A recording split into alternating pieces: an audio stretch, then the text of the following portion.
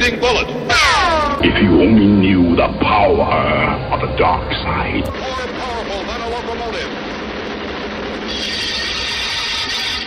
Hulk! Smash! Able to leap tall buildings at a single bound.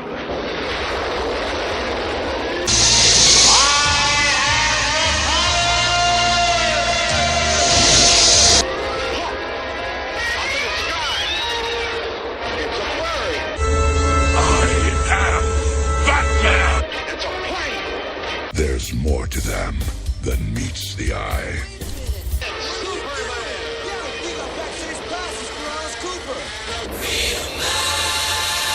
Frankenstein.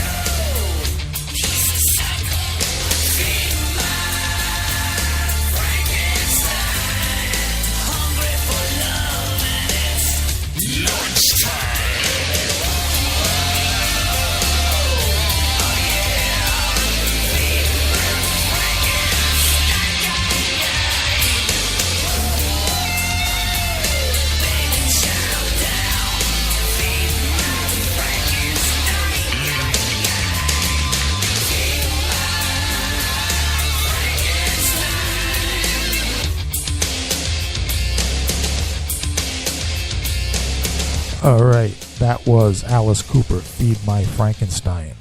I'm George Garner, host of the Haunted Cabaret, but this is not the Halloween edition of the Haunted Cabaret. Instead, I am here to herald the return.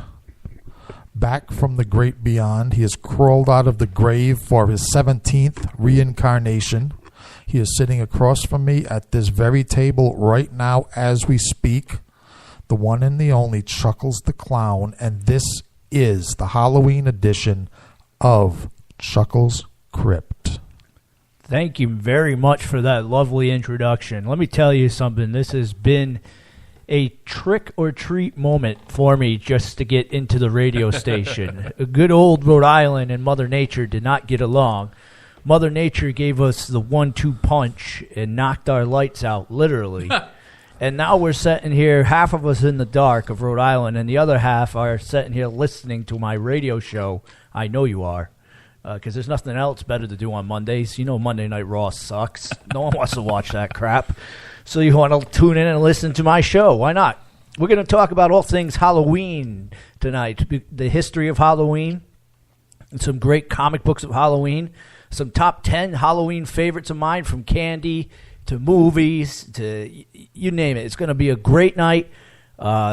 George, again, thank you. And if you guys don't know who that was playing beforehand, Alice Cooper's Feed My Frankenstein. Leave. Yeah, you've tuned into the wrong radio station. You're not here at Chuckles Crypt if you don't know that. We got some classics coming up. I have to apologize once again. Technical difficulties. Like I said, the tricks are on me. The dead do not want me to do the radio show today. I do not know why. Well, because having been dead temporarily, the dead hands are reaching for you to drag you back. I know it. They tried canceling my haunted house, which, darn to them. I tell them, I said, half of my props and lights in my haunted house are battery operated. Yeah, I mean, they actually thought that cutting the power to your haunted house is going to shut down your haunted house. That makes it even scarier. Yeah. We just call it a blackout situation.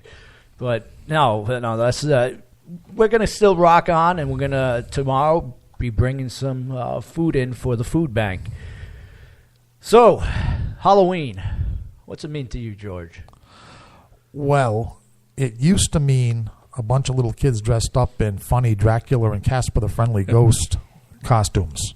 However, these days, thanks to the fundamentalist Christians, they have brought Satan back into Halloween, which I am very happy for. I'm very happy for that as well. Halloween, to me, is kind of like Christmas. It is the Christmas for the evil clown. It is the Christmas for Chuckles Crypt. Just like, Free Comic Book Day is like the Thanksgiving towards us. You're giving me, and thank you for giving me free comics. No, but Halloween, it's a montage, a mix of both religion and not religion. As we all know it, Halloween it's combined between holidays. It's kind of like a montage. It started out as religion. Yeah, and it started out, and I'm going to say this probably wrong, is a Celtic Harvest Festival called Samhain. If I said it wrong, I'm sorry. Well, there's the English. If you're pronouncing it phonetically English-wise, it's Samhain. I've heard it pronounced Samhain. Yeah. As more the Celtic. So, with that said, Samhain is definitely the start to Halloween. We could go into the big history of it, but we would be here. Well, it wouldn't be a 2-hour show. We'd be going into next Halloween if we went through the history of this. All we know is that the history of it now is kids go out, get candy, egg, and toilet paper people's houses. And sometimes get kidnapped off the street and murdered, which is kind of bringing us back to Samhain, right? Because that was the time of, if I'm right, the Celtic human sacrifice. Yep. So, time is coming full circle here. We've gone from Celtic human sacrifice to commemorate Halloween to little American kids being snatched off the streets by nut jobs and killed to celebrate Halloween. So, I don't know. Some things just never get old. So, we're going to do a little trivia here and see what the Haunted Cabaret's host, George Garner, and Tony Jones, maybe he can chime in on some of this. These are good trivia questions. And I sat there and I'm going to ask you guys, what was the first jack-o'-lantern carved out of? The first jack-o'-lantern, what was it? Obviously, it wasn't a pumpkin. Nope, it definitely was not. And it probably wasn't human flesh. Nope, it wasn't human flesh, although there's movies like that. Jack-o'-lantern. Yeah. No? Any ideas, Tony? No, I mean, I think it's some kind of another, different gourd or the smaller gourds you can get, but I don't know. You're close. Over in Ireland and England, it was carved out of butternut squash. Oh. So they would carve it out of the little squashes and hang them in the trees instead of putting them on the doorstep like the jack-o'-lantern, which a pumpkin is an American fruit. Right. It's not worldwide. So we'll get to that in a second. But it was hung up in the trees to ward away the spirits that were coming over into the evil spirits to cause problems. But they were carved like jack-o'-lanterns are today. Yep. Huh. And we'll get into that in a second. Like, here's another good one. Trick-or-treating. It is not what it seems like and how it started. How do you think trick-or-treating start? I'm thinking back in England, like Guy Fawkes Day, like penny, running through the streets, penny for the guy. Close. It's very close to that. Okay. It is actually another Irish tradition.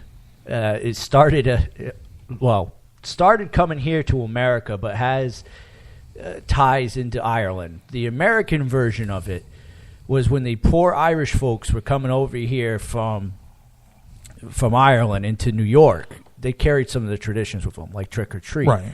And the kids got really, really bad with the tricks, throwing rocks and smashing windows and even lighting cars on fire.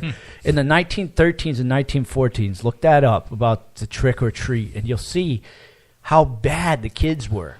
Now, how was it back in Ireland? Was trick or treat in Ireland basically the same thing? And well, it was made so that they would put out treats so that the kids would not come throw rocks or destroy your property. So it started out as basic self-preservation and bribery. Yeah, and it carried over here to America, where it's gone into this commercial franchise, what it is. And it definitely has some of the roots still there with the tricking and the toilet paper. A little softer than burning your car down. Yeah, and by the way, this is an audio medium. Strictly tonight, you can't see the smile on the face of Chuckles the Klown when he speaks about tricks. These kids had it all. I'm telling you, these guys were definitely good trickers. And that's back in the day where a treat was an apple. Something sweet was left on the steps. It's not like today where it's a montage of candy that's left out there for you. Well, which makes sense. I mean, because the people that came from Ireland, they were fleeing from a famine, right? Yeah. Right. So, I mean, an apple to a starving Irish person, I mean, that was, better than candy today. Yeah, even like something as simple as a baked cookie. A kid who gets a cookie inside of his left out there for him, he's happy. He's not going to throw a rock through your window. Thank you for leaving me that cookie. Now, the whole idea with dressing up and costuming and everything as we see it now was actually derived from cartoons. And one of the biggest pushers of how this happened was Disney. Disney was one of the largest pushers in costumes and kids and into the trick-or-treating that we know it today. Going door to door getting candy. Okay, so we didn't have, at some point, you said that, it's the Irish brought the custom of trick or treat over to the United States. Yep. So, but there was one point where there were no costumes involved. The kids would just go door to door. I mean, I'm sure they probably had some sort of scary cloth over their face or whatnot doing the tricks, but it wasn't meant for like we're doing right now. Okay. It wasn't everybody had that. No one had, like you said, poor Irish people coming over here. They didn't have money to be making any costumes. Right, so basically, the kids, it'd be like kind of like vandals these days, covering their face and making the rounds. And going around making their rounds with the rocks and all the other good stuff there. But no, it's the way that we celebrate it now is commercialized, and it makes sense that Disney was one of the first people to start pushing this. If you look at the cartoons in the 1930s, you'll see 1938, 1940s, you'll see that the trick-or-treating cartoons that Disney releases, and then there's a big birth of it afterwards. Right. And here we have the Americanized wuss bag Halloween now, which is nothing like it was when we were kids. I know for a fact that, yes, I had to go out with my parents when I was on my 35th resurrection from the dead. But Right, as a 5-year-old or a 6-year-old. But we didn't have to trick or treat during the daylight. I mean, that's one of the dumbest things in the world. The trick. I know that there are certain it states. starts during daylight, but you're saying that there's. Go ahead. There are certain states and towns where you trick or treat In the during daylight. the daylight, and you don't do it at night, which is totally. That's stupid. And you're babying the youth. I mean, I knew it as a kid that you also were going to get scared. It's going to happen. That was the point. And Right. I would give it back to them when you grew up. When you became a teenager, you would give it back to the kids that you got from the teenagers beforehand. Now you do that, you get arrested. You jump out of the bush and you scare someone, they're going to go home and call the cops, and you're going to be thrown in jail for terrorizing someone. Well, is this daytime thing now? Is it for the benefit mostly of the kids, or is it for the benefit of like the homeowners? I think it's for the kids, so that Snowflake, delicate kids. so the scumbags aren't picking up the kids and whatnot. Which, by the way, they can pick them up during the daylight too. I mean, yeah. scumbags don't take a time punch. No. They don't say, "I'm not going to do this during the day." Well, unless we're talking vampires. Yeah, well, yeah. Then vampires. Yeah, they're not scumbags. They're Vampires. bloodsuckers. Right. Yeah. And they only operate after dark. Yeah. So maybe is it possible that this is some kind of secret, being held from us, that it's not zombies that have infested us, it's vampires, and that's why they're making these kids walk around during the day? It could make sense. Blood-sucking vampires and politicians seem to be the same thing to me. Yeah, and they function best after dark. Yeah, it could be. No one's looking. But even something as simple as being given candy, they have taken that to the extreme where everything's got to be checked. That incident was a one-time incident. The guy put the stuff inside the candy bar. I'm sure. Well, wasn't there razor blades and apples too? I don't I know. think that was just an old it's lifestyle. an urban legend. There was, Huh. there was only one guy that did that, and it spread just like the evil clown in the woods thing. Yeah. Everybody had to check their candy and everything to make sure this wasn't happening. So even the little old lady across the street, which you knew, like, she couldn't get out of the house, so she baked or made candy apples. Right. And you knew that those candy apples any other time of the year were safe. But if you got them on Halloween, forget about it. They were getting thrown in the trash. They were not safe for consumption. I don't think she was planning on putting razor blades in them. Unless she was a witch just waiting her time of the year. Yeah, then she wouldn't put razor blades in them. She'd be practicing some mojo, putting some herbs in there. They wouldn't need razor blades to take you out. Yeah, but keep in mind that there's also the Misfits song Halloween mentions razor blades too, so that tells me it's true. Yeah, well, I mean, you can't argue with the Misfits. I can't argue with the Misfits. They went out playing with ICP, so I can definitely argue. And with we're the on Misfits. JCW. Yeah. So without further ado, we're going to go down to some more music here. This is a good one. Now, I did have a list to play us that, hopefully we'll have to resurface this another day. It was pretty good, but this list kind of mirrors it. I mean, it's got some of the similar songs. You're going to hear lots of Alice Cooper tonight, that's for sure. Yeah, we don't want to mention what happened to the original list, right? No, but I do not, because the person, she tried. So we're just going to leave it at that. So we're going to go down to the Bobby Pickett's and the Crypt Keepers Monster Mash here on Chuckles Crypt, Rhode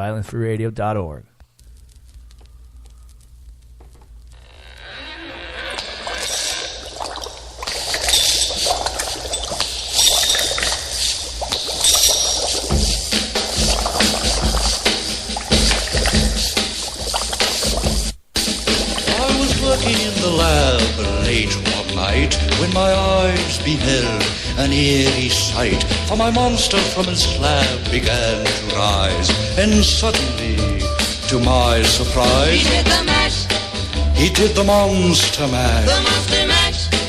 It was a graveyard He smash. did the mash, It caught on in a flash. he did the mash. He did the monster mash. From my laboratory in the castle east to the master bedroom where the vampires feast. The ghouls all came from their humble abodes to get a jolt from my electrode. They did the mash, They did the monster the mash. monster mash. It was a graveyard They smash. did the mash, It caught on in a they flash. did the mash. the Monster Mash. The zombies were having fun. The party had just begun. The guests included Wolfman, Dracula, and his son. The scene was rocking, all were digging the sounds. Igor on chains, backed by his baying hounds. The coffin bangers were about to arrive with their vocal group, the Crypt Kicker Five. They played the mash. They played the Monster Mash. The Monster Mash. It was a graveyard They smash. played the mash. It caught on in a flash. They played the mash. They played the Monster Mash. Out from his coffin, Drac's voice did ring. Seemed he was troubled by just one thing. Opened the lid and shook his fist and said, "Whatever happened to my Transylvania twist?" It's now the mash. It's now the Monster Mash. The Monster Mash. And it's a graveyard It's now smash. the mash. It's caught on in a It's flash. now the mash. It's now the Monster Mash. Now everything's cool, Drac's a part of the band, and my Monster Mash is the hit of the land. For you, the living, this mash was meant to. When you get to my door, tell them Boris said. Then you can mash. Then you can Monster The Mash, Monster Mash. and do my graveyard Then you can smash. mash. You'll catch on in a flash. Then you can mash. Then you can Monster Mash.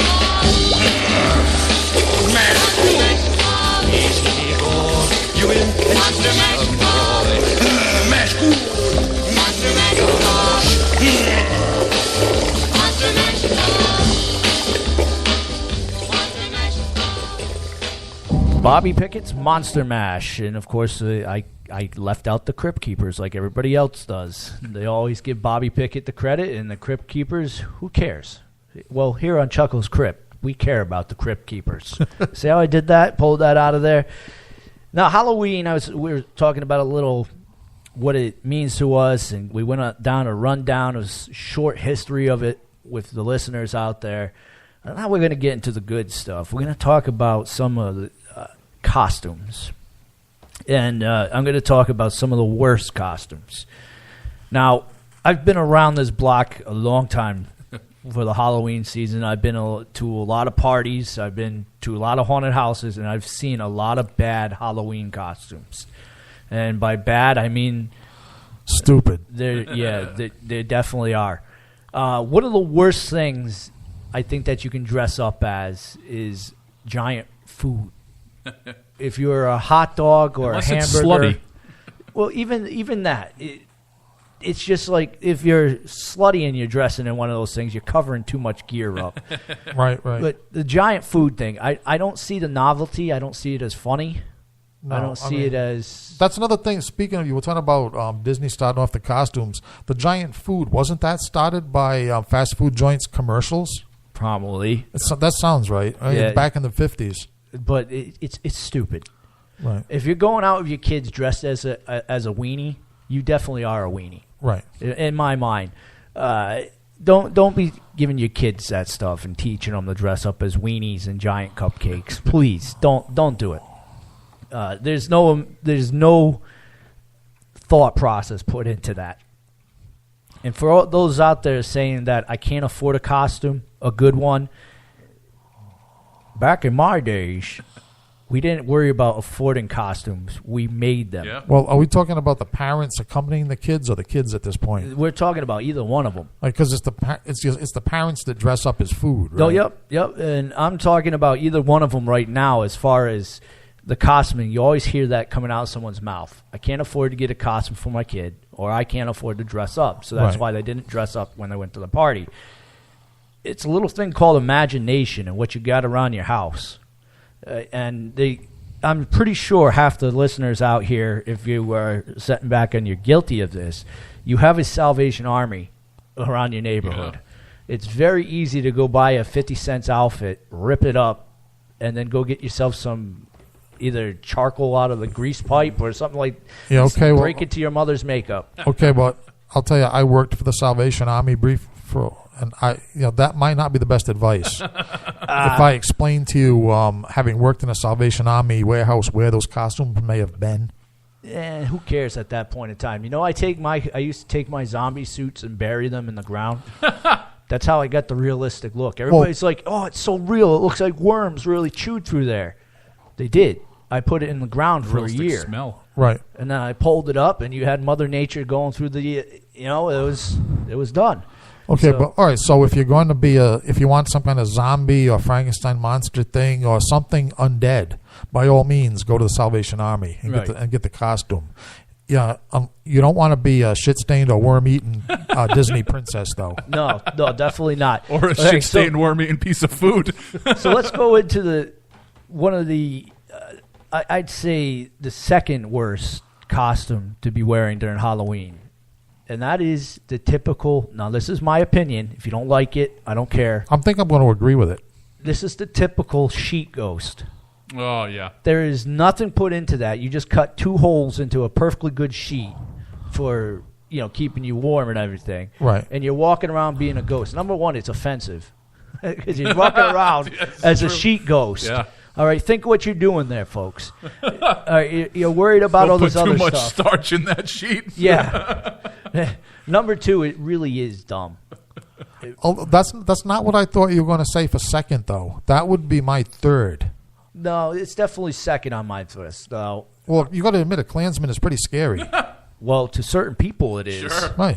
It definitely is. But to certain other people, it's not. And you're going to get a beat down because if they're going to... Stay out of certain neighborhoods. Yeah, they're going to mistake you for a Klans member, and you're going to get thrown in the hooskow Yeah, no, for terrorism. what I was going to say, I thought you were going to say, in my second, right, between the food and the clan sheet, my second would be Ghost sheet. ghost sheet. My second would be whatever is currently in the movies or on TV. Yeah. Oh, yeah. You're just trying to be something Yeah. popular. Remember the Scream? Right. Remember when we first started doing haunts and Ghostface. Scream was huge? Yeah. Yes, Ghostface Right. killers, the generic Jason hockey mask that everybody wears. My Little Pony. Well, that's... When it first came out, like I say, whatever first came out. Unattractive Harley Quinn. Yeah, well, we're getting into Comic-Con now. My Little Ponies, and which is coming up, by the way, very shortly. Right, but that's my point is whatever is current. Right. How many Jack Skeletons can you see? Yeah, that and was big. Jack Sparrows are out there. It's like there's no originality. You remember the costumes that you could barely breathe out of? They were made out of this plastic material for your suit. And then the mask was a plastic with a rubber band that The went around. flimsiest rubber band. Yeah. And the rubber band was actually stapled into the Yeah. mask. And it hurt like hell to wear the things, and you couldn't breathe out of the mask when you're going around. You remember those? I remember, I remember one costume. Well, I think I went out for my first Halloween. My mother dressed me up. I think I was 5 years old, and my mother dressed me up as Satan, complete with mask and costume and cape and everything. And I'm not sure how it mentally, how it made me the person I am today. But it was one of those costumes, yeah. The only thing, but I felt very comfortable in it. So, Maybe you like the satanic torture of the costume. And by the way, as we've lamented on this show before, some of those costumes are actually worth money as a collector's item now. Something that I threw away and destroyed, once again, is now worth money. Man, I shouldn't have thrown away that GoBot outfit I was wearing. Number one, I couldn't even get a Transformer outfit. I had to get a GoBot one. Can you see the irony in this and how much I probably got picked on going out from house to house? Oh, Yeah. nice GoBot outfit. right, which since you brought up the subject brings me to another category of costumes I hate, which is superheroes. I mean, generally speaking.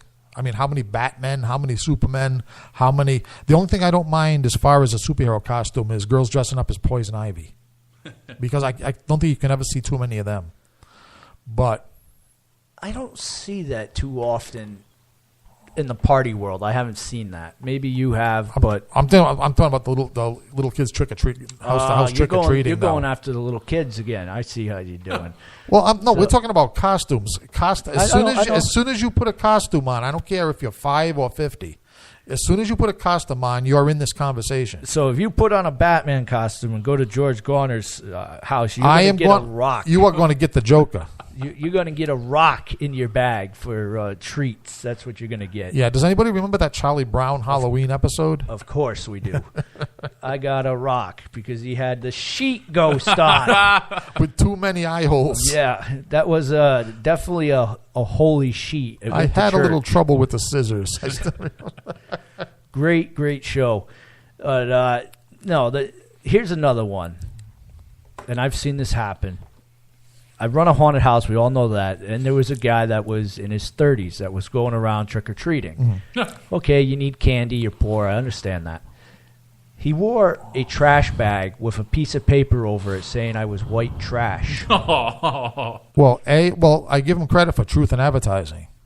But this guy, I would just like drag him off the street and throw him in prison.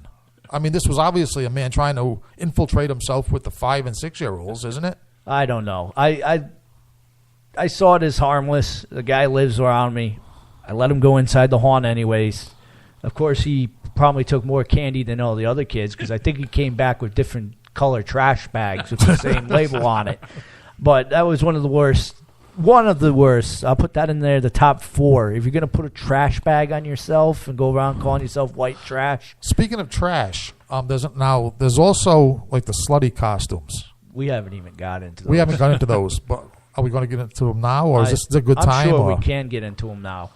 Right, because my complaint is, now obviously parties and shows and everything else haunts, right? I mean, if you're a hot-looking, specimen, then by all means, the sluttier the costume, the better.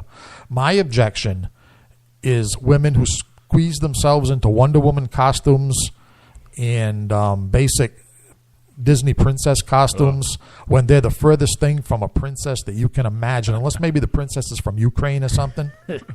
Like one of those ugly one eyebrow. Yeah, one of those ugly Russian Chernobyl princesses or something. Hey, in the European days, they would have been the princess, and the skinny ones would have been the sickos. Yeah, ones that'll keep you warm. So we've definitely switched that around. Well, they're not necessarily like Tony and I, fat chicks, they're okay with us. We're talking about just downright ugly. Ah, okay. So we're talking about ugly women. Gina Raimondo going out dressed as the Cinderella Disney princess. Right, when she should be dressed. That's exactly what I'm trying to say. She should be dressed as the Wicked Witch of the West. Right. Yes, definitely. Freedom of speech. I'm not voting her back in. We're on costumes now.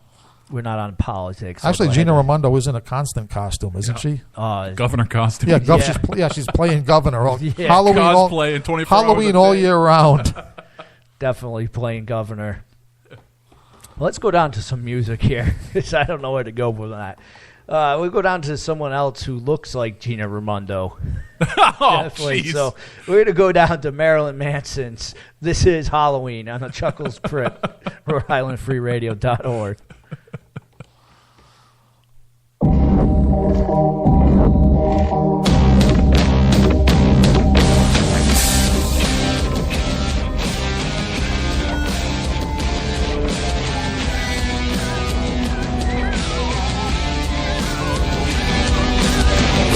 Girls of every age, wouldn't you like to see something strange? Come with us and you will see the small town of Hollywood.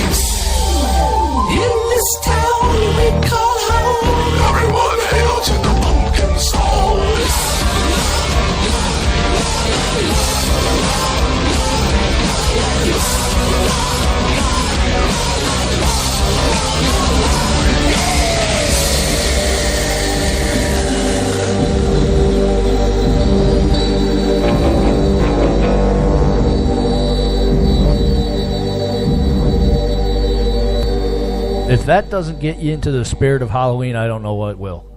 So Marilyn Manson singing about Halloween. And it's about time we get down to a top 10 list. What do you think, George? I think so. Which one do you want to do first? I think we've torn apart the costumes enough. I guess we hurt someone's feelings, and they got mad at us. Yeah, but they also call themselves out as ugly. Yeah, that's not right. She also responded with LOL, so hopefully she's not too offended. And she can't be that offended because she's still listening because she really enjoyed that Marilyn Manson track. Okay. In that case, that means she's attractive. Yeah, I mean, we weren't calling anybody ugly. No. Except for Gina Raimondo. There ain't nobody in this room that should be calling anybody ugly. Talk about glass houses throwing stones. No. If you believe me, if you are beyond a certain level of attractive, you have my blessing to put on a Wonder Woman outfit. Believe me. Well, I'm not going to be male or female. Yeah, I'm not going to be cosplaying as Wonder Woman Chuckles anytime soon. So you're okay. None of us. No, I don't think any of us in this room will be putting on an outfit that reveals more than a square inch of flesh anytime soon. However, at the last con, at Kineticon, we got a picture of you with someone who was definitely pulling off their Wonder Woman costume. Oh, yeah. She smelled very nice, too. Very, very pretty young lady. So let's do the top 10, Chuckles' top 10 favorite candies. And then we'll go into the top 10 worst candies. That's my department. So we're going to start on the bottom of the list. One of my all-time favorites is are Butterfingers, except for when they get stuck in the roof of your mouth and into the back of your teeth. That's kind of right. They would have been higher up on the list if they did not get stuck into your teeth and underneath the roof of your mouth. Right, and in your cavities. Oh, yeah, that definitely hurts. Skittles, I like them. They're kind of like the fruit-flavored M&Ms. You know, you got your chocolate, and then you got your fruit-flavored M&Ms. All different weird flavors now, too. Yeah, and I just don't like the sour ones. The sour ones are definitely very sour. Milky Way dark chocolate, I like the little bars there. Yep. That's number 8. Twizzlers is number 7 for myself. Now, number 6, you guys are going to go ew, but remember, this is my list. This is what I like. I don't care what you like.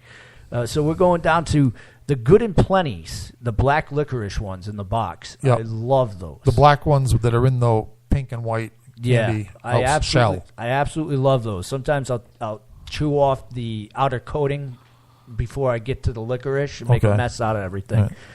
Right. Number 5, the vanilla flavored Tootsie Rolls. You know how you get the bag of Tootsie Rolls and you got all the different flavors? Yep. I love the vanilla ones. I'll usually pick those out and run away with them. The Tootsie Rolls are murder on your teeth, too, though. Yeah, but the vanilla ones are so good. You just set in there and leave them in your mouth and let them melt. You have to. Yeah, they're definitely good. They taste very good. Number 4, the good old-fashioned American Hershey bar. Yep. Love those things. Number 3, M&M's. Who cannot like M&M's? There's like Skittles. There are very many. There are a lot of different flavors now. Yeah. Number 2 is the Swedish Fish. Love those things. And number 1 is the Reese's Peanut Butter Cups. I absolutely love those. And those are branching off, too. Those have some very cool flavors right now. They have some weird stuff going on. Yeah, they have one that's Reese's Peanut Butter Cup with cookies in it. Yeah. And that one is good. I'm talking from a fat guy here. And then they spun off into having a cereal, too, a Reese's peanut butter cereal. Those are good. I also like the Reese's Peanut Butter Cups that have Reese's Pieces bits in them. Reese's Pieces would be on my list for... Right. Now, the question is, though, how many of these candies are you realistically going to expect to get while you trick-or-treat? Oh, I have them all at my house. Whatever house does not have eggs on it. Yeah, in your house to give out. Yeah, so if... Right, but what I'm saying is from a kid's point of view. Oh, you're definitely going to get some of these candies. Because some of those, it's like, that's wishful thinking these days. People have gotten very cheap and stingy. That's true. I remember even in the last days of my trick-or-treating, it's like they were already, and this was a while back. Yep. People were already getting stingy, and they were. Right. But they do sell the little Hershey bars and everything in those small bags for $5. So there's an assortment inside of there. And that is one thing that I'm going to say right now. Candy has gotten very expensive. Yeah. Yep. One of the ones that we grew up was knowing that it was cheap candy is now like $8 for a bag of it. And that's Willy Wonka's stuff. I mean, that stuff is expensive. You're paying for the name. Yeah, and that used to be like you're getting nerds and stuff inside there. Oh, I forgot about nerds. But it is very expensive. So kids, you get what you get. Be thankful that you got. But that's my top 10 favorite out there. If you don't like it, I don't really care. Now let's go down to the top 10. My top 10 hated candies, because I do have that. I am a fat clown, and I do have some candy that if you give me, I will probably throw at you. Yeah, something tells me that a few of these are going to be in the Halloween bags that I used to get. Oh, definitely some of these are in there. Some of them are not. Some are new. Some they don't give out as much as you get them at parties. Yeah. But they're still gross. Number 10, I really wish I had gotten this guy's song, YMC's, because he sings a song about Necco wafers. Yeah, chalk. Those things are flipping nasty. I don't care what flavor you make them. You know what? We're going to agree to disagree. I like those. Really? Oh, man. Seriously. Plain the old-fashioned ones with different colors. Tums. Well, it is, though, but I like Tums, too. Well, I know to get you for candy. Give away Tums for Halloween. Tums is cheaper. Actually, I shouldn't even insert myself into this this listing, because I'm a person that I was in the hospital once for a test, and they give you that chocolate barium drink. I enjoyed that. I asked for another one. You sure you don't have any more tests to give me? 'Cause I just guzzled that down. Oh man, definitely. I think your taste buds are messed up, my friend. Well, I think what it was is they told me it was radioactive or something. It was going to make my arteries light up or my veins light up or something. Yeah. And I said I don't know. Maybe I just love the concept. Now, let's get down to number 9. Yeah. Okay. Let's get back to real candy. Stupid generic lollipops that you get from the bank. Stop. Yes. That is an insult. You bought I swear to God, you probably took lollipops all through the year, saved them up from the bank, sons of bitches, and then you gave them in the kids' candy. Or bag. maybe the person whose house you're trick or treating at happens to work at the bank. Yeah, it's got a whole bunch of those. And even worse than bank lollipops. This made me want to throw like incendiaries. Never mind rocks, but there's Tootsie Pops, right? Tootsie Pops are awesome, right? There's the cheap poor person, cheap Halloween giving person's version of Tootsie Pops is these little, I think they call them Dum Dum Pops. Oh yeah. Yep. Does anybody else think that people should be killed for handing these things out and giving them for The kids? thing is, Dum Dums have some good flavors too, but it's They have literally good like flavors, but talk about getting caught in your cavity. The whole lollipop gets caught in your cavity. It's so small. yeah, they're small and they just remind you of Tootsie Pops. I hand out Dum Dums at the conventions. So you're an evil clown. Of course you do. But I would not give them out for Halloween. No. I'm hearing here that there must be a big division in the Chuckles household, because I'm hearing that Nurse Misery actually likes Necco wafers. Well, she can like them all she wants. I'm not eating those. She doesn't worry about her. She doesn't worry about you hitting her stash. No, those things have been around for like over 100 years. I mean, they have their fans. Yes, they probably are 100 years old. You go to bite into them. But that's the great thing. You can. I've eaten Necco wafers that were left from years stores that went out of business and stuff. Those things stay good. They're like Peeps. No, I'm all set. They live forever. So number 8, we're gonna get down to. I'm not a sour person. I don't really like sour candy. And sour nerds, that's twice the hit. You got a sour nerd, and then you get the candy inside your little cavities or in between your teeth. Ouch. Not a fan of that. Number 7, I don't understand this. This is a candy that everybody tries to have a competition with, and sometimes it hurts. It really does. It can be very painful. It's either hot or sour. And they have competitions of how many you can put in your mouth. That's not enjoyable. It's Warheads. Oh, Warheads. Yeah. Those things are, I've been told that they have dumbed them down a little bit from when I was a kid. They have lowered the ingredients inside of them that made them really hot or really sour. Now, what is that equivalent to atomic fireballs? Yeah. So, not a fan of those. And number 6, you just got on it, atomic fireballs. I hate those things. I love those things. Oh, man. We're not agreeing on this. No. Definitely not. Polar opposites on some of these crucial ones. Yeah. Number 5, popcorn candy balls. I don't know if you have ever been given that out trick-or-treating. That is a cheat. That is a maim the candy giver type of thing. And you know that what? is not a candy. It's a friggin' popcorn ball. And you know I what? I could get stale popcorn and just kind of put caramel on it. Caramel, that syrup that you put on pancakes. You can just stick anything on it, smash it together in your hands like you're making a friggin' snowball, and throw it in some poor kid's Halloween basket or sack. Now here's the torture. They don't do it anymore, but they sold those at the stores. They did. I haven't seen them sold. If you guys have seen them sold out there, let me know. But I haven't seen them at the stores. That was the torture thing, because they were in the package, and your parents let you eat it. And you knew they were bad because the parents wouldn't take them from you. The good candy the parents took. Well, they left you the popcorn they were candy probably ball. bad because my theory is that all the popcorn they made those things out of came from like stale movie house candy. Yeah, and you popcorn. I tried to eat those and like them, but I just couldn't. You know, after the popcorn got too stale to serve at the matinee down the street. Yeah, it found its way into those popcorn balls. Definitely did. Number 4, Sweet Tarts. Again, another sour candy, and I'm just neutral on those. I can eat them or not. Number 3, you just touched on this. I absolutely hate this, and these are things that started off as an Easter candy, but now they're candy for every holiday. Yeah, they're pimping those out now. That's Peeps. Yep. I absolutely despise Peeps. Those are gross. Peeps are lethal. Peeps. Now this might be like the grown-up talking a little bit. I mean, Where? I know. Where's one of those? I mean, not here. I said a little bit.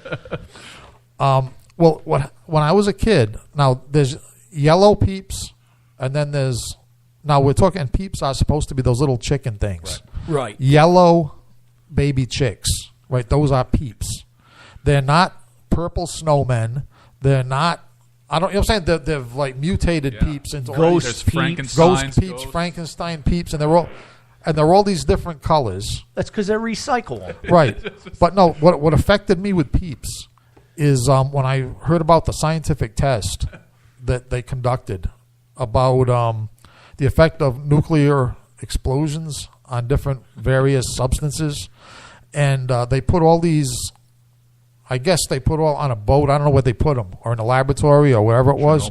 But they put like steel rods. They put stone. They put plastics. They put all these substances and then they detonated a nuclear bomb, right? And they wanted to see what would hold up best against a nuclear explosion. Like steel building material and like a battleship. Things like that. Apparently, just for fun, one of the scientists threw in a couple of Peeps into the test materials. Nuclear bomb, right? Let's see. Battleship. Housing material, bricks, right? Guess what was still recognizable after the impact of nuclear radiation? Ew. Peeps. They said the Peeps were the only thing that was still recognizable as Peeps after being exposed to a nuclear explosion. And that's when I stopped eating them.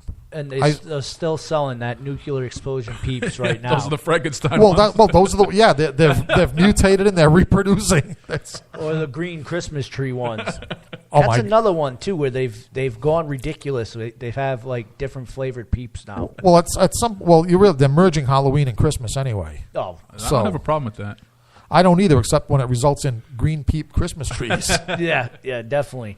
Now, number 2, you're some sort of, can I say the word asshole? If you give away yeah, you can say that. wax You just did, so. lips, Yes. or wax The worst. containers that have the juice in them. Yeah, and what is that juice? Who knows? Exactly. You are definitely a jackass if you're giving those out for trick or treat or parties. Probably Peep piss. Yeah, I mean, What is wrong with you? That is not a candy. You're eating wax. Yeah, And then, you're Yankee Candle. and then you're supposed to chew it up. and swallow it. Like, no. Well, I don't know. I never swallowed. I chewed it up and spit it out. I mean, I couldn't. No, wax is wax and candy. No, At no. least the little bottles have, a sweet nectar in the middle. The wax lips and just wax. Yeah, you had to wear the wax lips. Yeah, that's not candy. That's gross. Definitely. Now, the number one that's just mine. If you guys have your own I had list. forgotten all about those wax things. Yeah. So do me a favor up there. Give me your top 10 favorite or top 10 worst candies. Maybe we can compare. If you guys are listening out there, type it out for me. Now, number one are the Now and Later's taffy because they are so rock hard. I'll rip a tooth. That you put them inside there. They rip out your fillings, rip out your teeth, and they take forever to dissolve. Worse than Tootsie Rolls. Right. And the flavoring of them tastes like plastic. Not a fan. I'll tell you my favorite candy, which I never got for Halloween anyway, but they're called Juju Fruits. Juju Fruits. Juju Fruits. Yeah, Juju those are Fruits. good. Yeah. The only problem is they kill your teeth worse than the Tootsie Rolls we're talking about. But I still, it's like At least they taste good though. They taste awesome, and and by the time you're done, you feel like you want to battle if you manage to chew them up and swallow them. I mean, I don't mind if something's going to rip my fillings out. I mean, it's my bad for putting them in there, my mouth in the first place. But at least taste good when you're ripping my fillings out. The Now and Laters don't taste good. I don't even know if they give those out anymore. That's how long ago I'm sitting here thinking about this. Because I used to give those to my sister. Oh. Here you go. Have Hated the your Now and sister, didn't Laters. you? She loved them for some reason. Huh.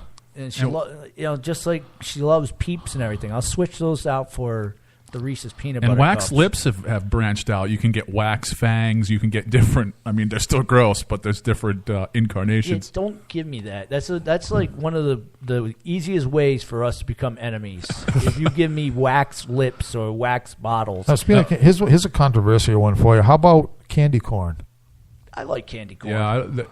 Oh, do we have a unanimous in this Yeah, room? Because I'm surprised. A lot of people hate it, but I love yeah. it. Those little pumpkins, too. Yeah, there are some gourmet candy corns. Have you ever had those? I don't know about gourmet Those ones. are wicked good. I mean, they have like apple cider candy corns. Okay, no, never had those. Like chocolate raspberry candy corns. I mean, there's some gourmet ones out there. I mean, There's also a pizza available with melted candy corns as a topping. I would try that. I definitely would. I would try that with my pineapple ham pizza. Yeah, I think what comes out of this conversation about these candies the most, though, is stay away from the wax and stay away from the Peeps. I'm surprised something that didn't make the hated list is you could get a ton of them. It was a big, long scroll of paper with little dots of candy on there. Yeah. But I you had to remember peel them off, and you ended up eating more paper than candy. I mean, you must have had a ton of fiber after eating those. Yeah, those were. I know what you're talking about. I do too. What were those? What were they called though? Maybe the listeners out there know because I don't. And I don't have my research assistant here to find out. So we're going to have to go down to some music here. And in the spirit of Halloween, we're going to go down to One-Eyed Purple People Eater here on Chuckles Crypt, Rhode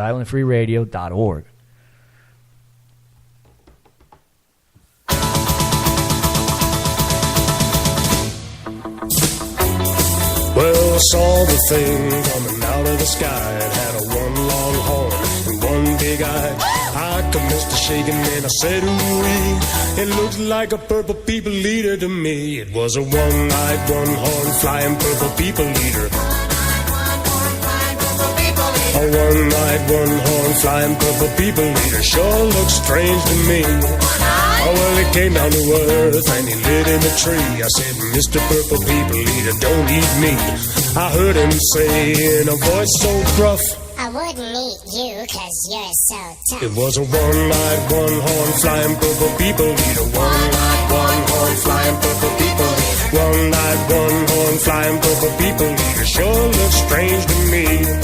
I said, Mr. Purple People Eater, what's your line? He said, I eat purple people and it sure is fine. But that's not the reason that I came to land.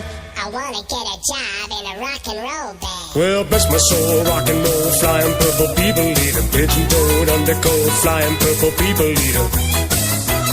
Friendly little people eater, what a sight to see. And then it swung from the tree and it laid on the ground. And Jack started to rock, really rocking around. It was a crazy ditty with a swinging tune. Sing a bop, dap, a boop, a lap, a loom, bam, boom. Well, bless my soul, rock and roll, flying purple people eater. Pigeon toad and the cold, flying purple people eater. I like short, short. Flying purple people eater. What a sight to see. Well, he went on his way, and then what do you know? I saw him last night on a TV show. He was blowing it out, really knocking them dead, playing rock and roll music through the horn in his head.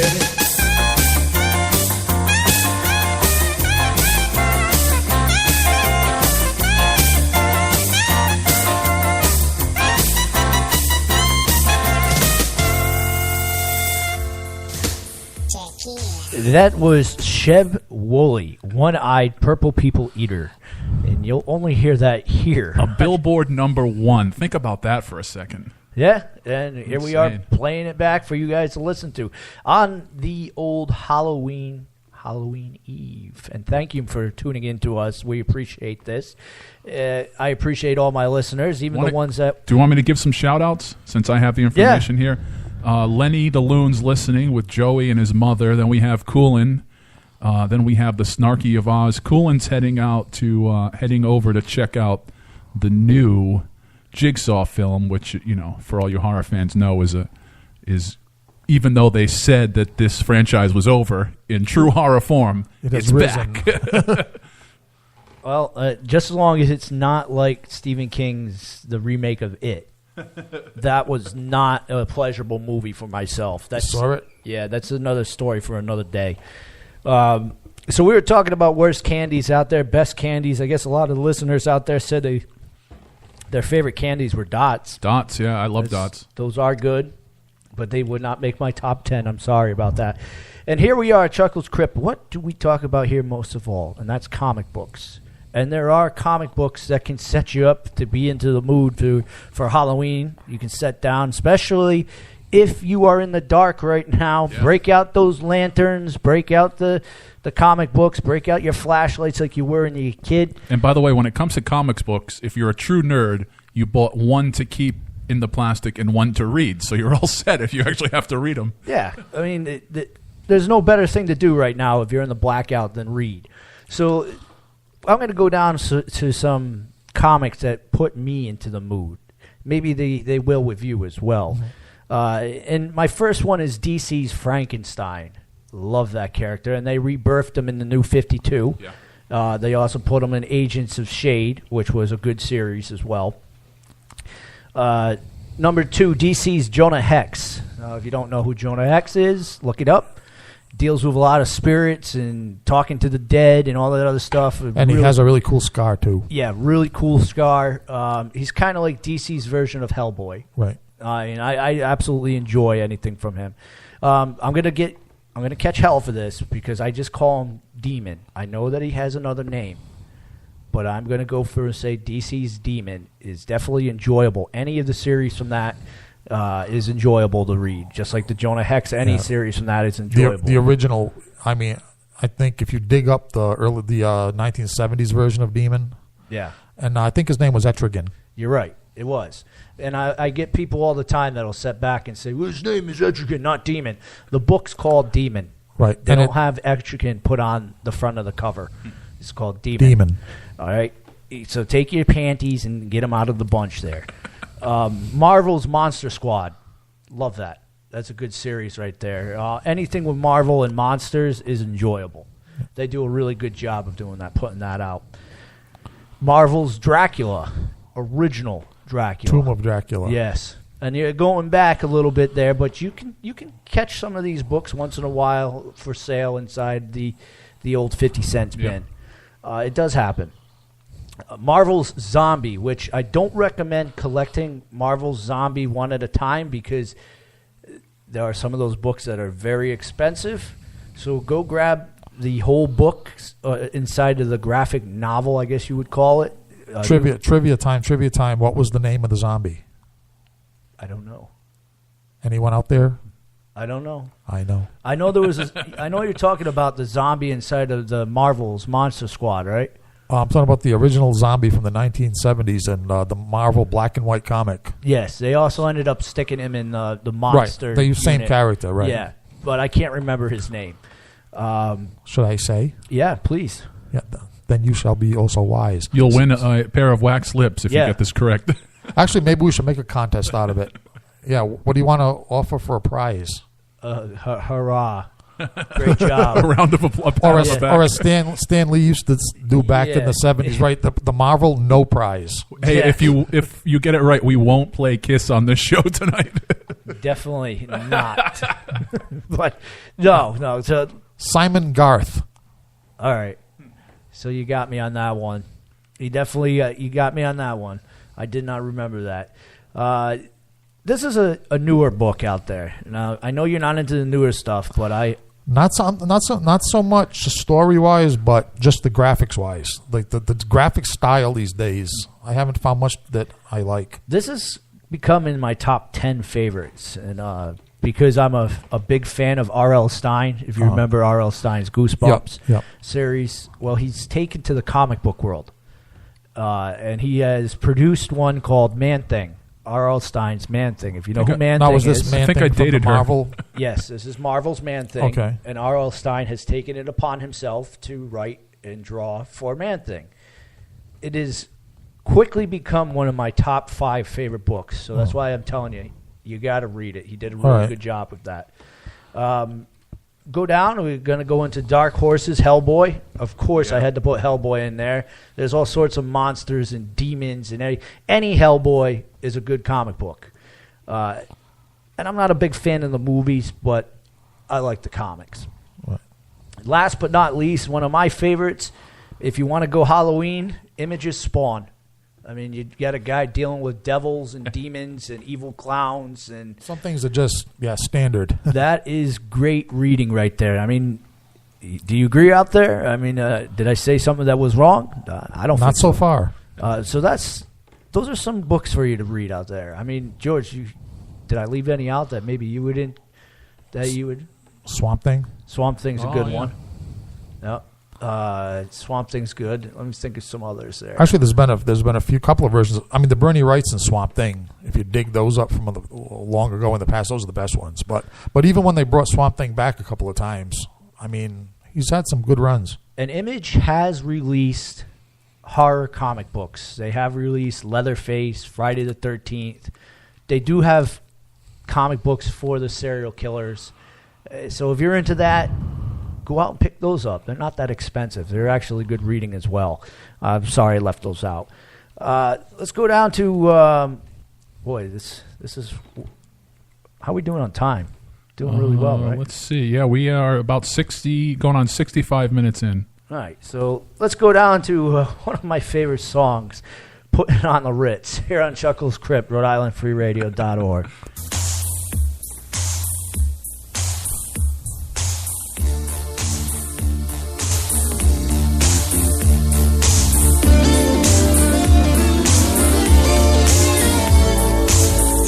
Blue and you don't know where to go to, why don't you go where fashion sits? Putting on the Ritz. Different types to wear a day coat, pants with stripes and cutaway coat, perfect fits. Putting on the Ritz. Dress up like $1 million trooper, trying hard to look like Gary Cooper. Come, let's mix where Rockefellers walk with sticks or umbrellas in their midst. Putting on the Ritz. Have you seen the well-to-do up and down Park Avenue on that famous thoroughfare with their noses in the air? High hats and arrow collars, white spats and lots of dollars, spending every dime for a wonderful time. If you're blue and you don't know where to go to, why don't you go where fashion sits? Putting on the Ritz. Different types who wear a day coat, pants with stripes and cutaway coat, perfect fits. Putting on the Ritz. Dress up like $1 million trooper, trying hard to look like Gary mix where Rockefellers walk with sticks or umbrellas in their midst, putting on the Ritz.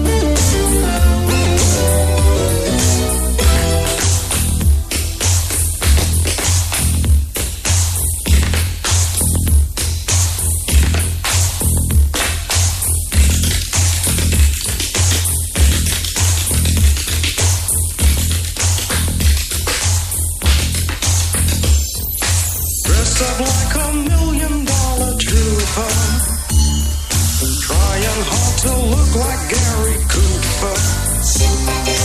If you're blue and you don't know where to go to, why don't you go where fashion sits? Putting on the Ritz, putting on the Ritz, putting on the Ritz, putting on the Ritz.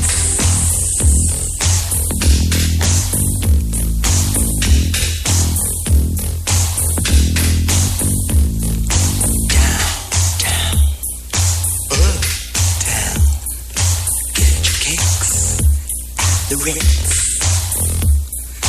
Dining once, but not till now. The time is right for us, and now we can move. Move to the rhythm we can. Move. Dance to the rhythm. Nice and easy.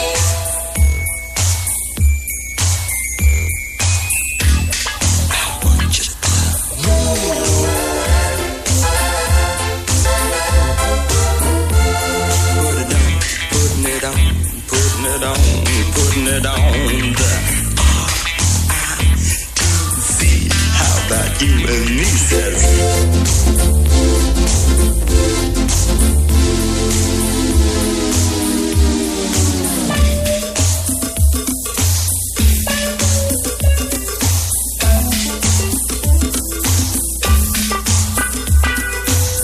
gotta dance.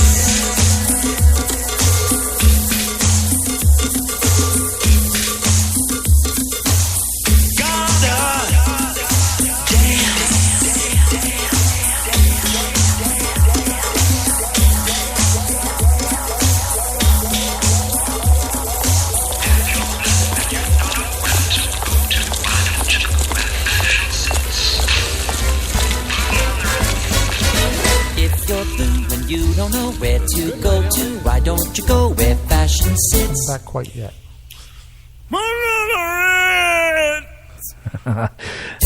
Great movie. One of my favorites, Frankenstein.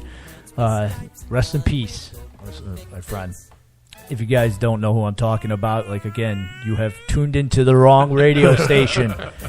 So we were just talking about comic books and some of my favorites out there.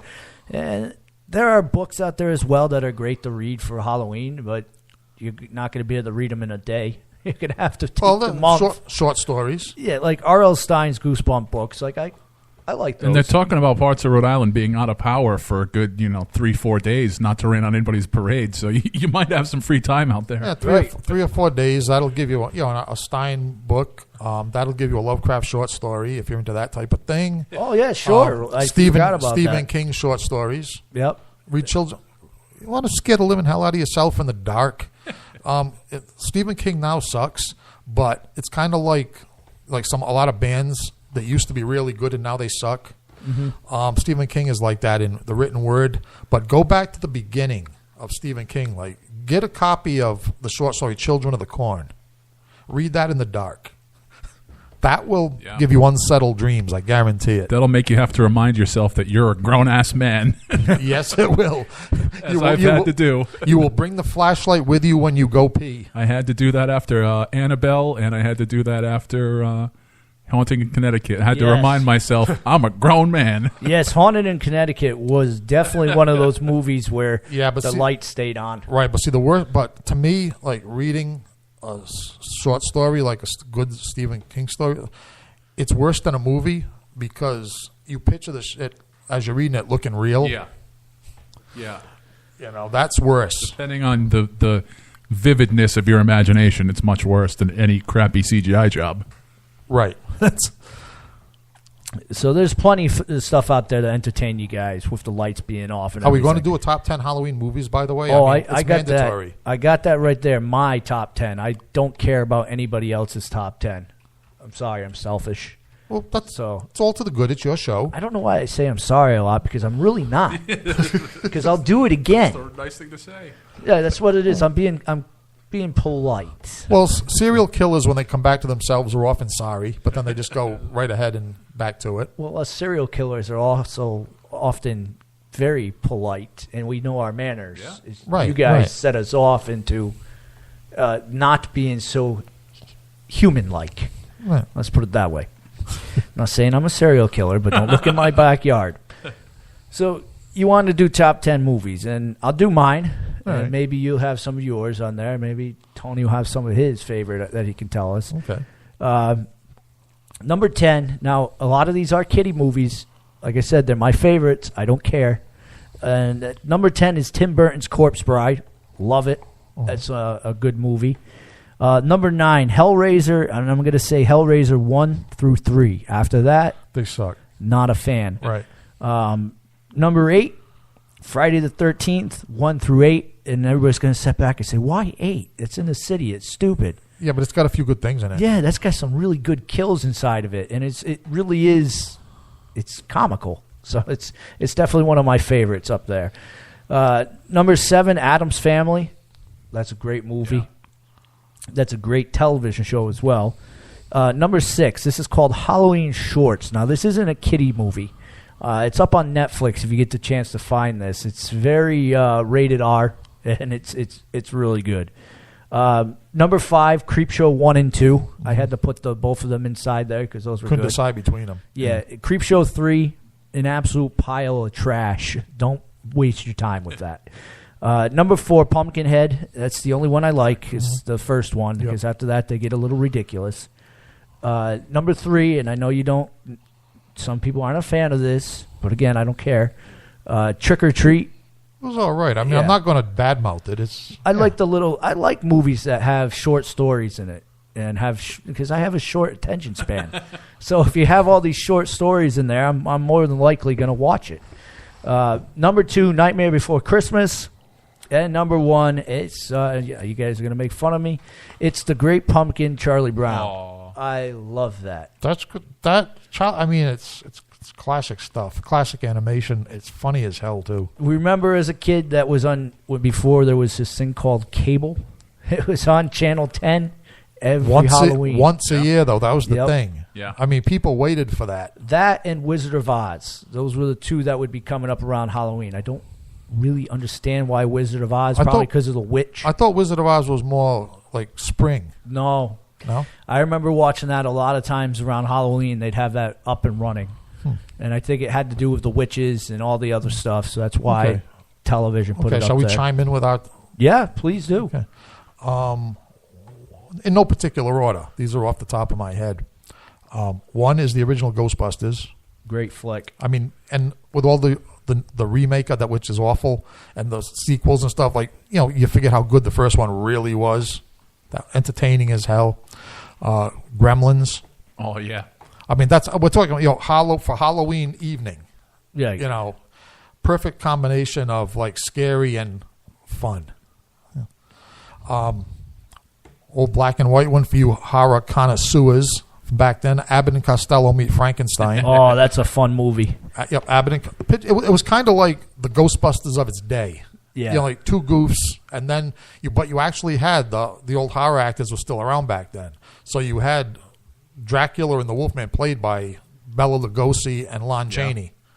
And it's great because Bela Lugosi, for once, he was always so serious and playing in his horror movies, right? This is the only one where he relaxes and has fun. And there's a lot of people that say, and I'm one of them, that movie was his best Dracula performance. I mean, seriously, in other words, he relaxed and he wasn't so, what would you say, old school theatrical. He just, I mean, watch it and see what you think. But great portrayal of Dracula. Combination of blood, like evil bloodsucker with a grim sense of humor, kind of like a Freddy Krueger approach to it. Kind of like the movie Blackula. No. Blackula was great. It was a comedy vampire movie. It was. But I don't know. I think that one that's one of those ones that it tried too hard. You know what I'm saying? It was trying too hard to be Blackula was trying too hard to be a lot of things. It was trying to be funny. It was trying to be hip. It was trying to be scary. Usually when it's worth watching by all means. Oh yeah. But when it's not in my top ones because when something tries too hard to be everything, usually it misses. But Abbott and Costello meet Frankenstein. Then there's always room for a Japanese monster movie in there, maybe like Godzilla, King of the Monsters. If you're stoned out of the bejesus, then you want to watch Gamera the Flying Turtle. Let's see. So I said Ghostbusters. I said Gremlins. I said Abbott and Costello meet Frankenstein. Tony, what do you got off the top of your head? I mean, it depends on if it's modern and if it's old, and if it's I threw in silly, more silly than I actually want to be scared. Exorcist would be up there. Yep. A movie that I had to put away for many years, and then they put out those different versions, and I just had to look at it. Probably on the more silly side now, but at the time it wasn't. The 1968 Night of the Living Dead. Nice. That was that's a good. classic. Yep. And then I definitely I'm with you on Ghostbusters. I actually liked that whole franchise. The second one was actually pretty good too. You even like the third one? Yeah. Wow. Yeah, I could sit down and watch all those back to back. That's a shocker. Usually the third one's torn apart. And then both Conjurings I really like, along with The Haunting in Connecticut and both Annabelles. I know that you could kind of group those all together. And then one I'm surprised that neither of you guys touched on is A Cabin in the Woods from like 2010, 2011. Yep, the guy I thought that was great. The guy that plays Thor riding his motorcycle into the wall. Yep. Yeah, I remember that. Now, one thing that none of us here agree on is found footage films versus films, and I cannot stand found footage films. I know George loves them. I love them. Yeah, Blair Witch. Blair Witch is one of my favorites. They literally make me nauseous. Yeah, not a fan of them either. So, George, I think you're the only one. Now, you touched on Abbott and Costello's meets Frankenstein. I liked that one, but I liked Abbott and Costello meet the Mummy better. I thought that one was hysterical. Okay, I only like the other one best because, like I say, you got Bela Lugosi and Lon Chaney in it. Yeah, you know what I'm saying, giving it legitimate scariness. I mean, there is some scenes in that Mummy movie that I'm thinking about right now, and I'm trying not to laugh. Like one of the best ones there is when the mummies are rising from the ground. You had the fake one, and he kept hitting. He'd hit the fake one in the head with the shovel, and hit the real one in the head with the shovel.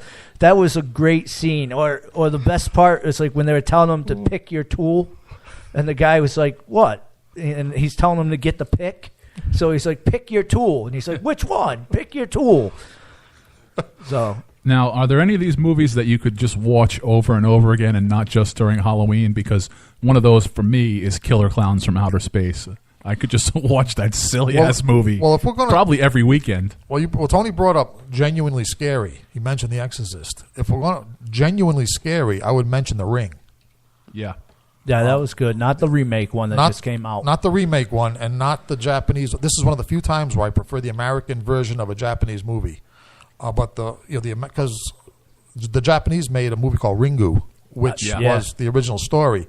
Then the Americans redid it as The Ring, and I've seen a lot of horror movies. I dare anybody put out the lights, sit by yourself in a dark room, and watch that movie. Yeah, now, this is before cell phones were a big thing. I got a great story for you for The Ring. We used to do horror movie nights down at the old insane asylum where we all get together and everything. And I made it a point that after watching The Ring, I had the phone in the back room. Yeah.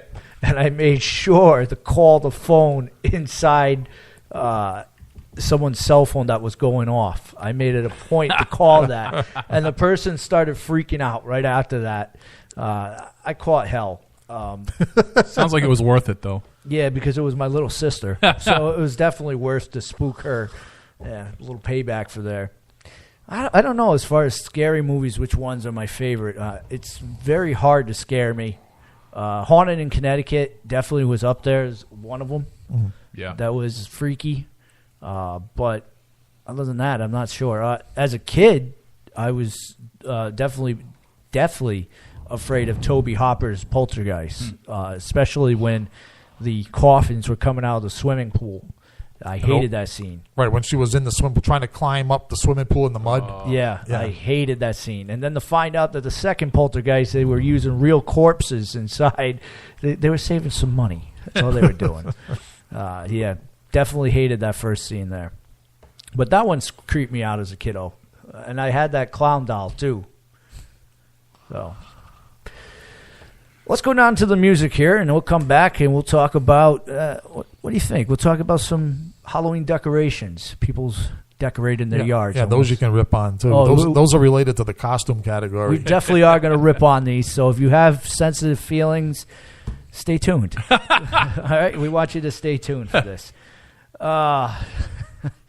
So we go down to Alice Cooper's Keeping Halloween Alive here on Chuckles Crypt, Rhode-IslandFreeRadio.org.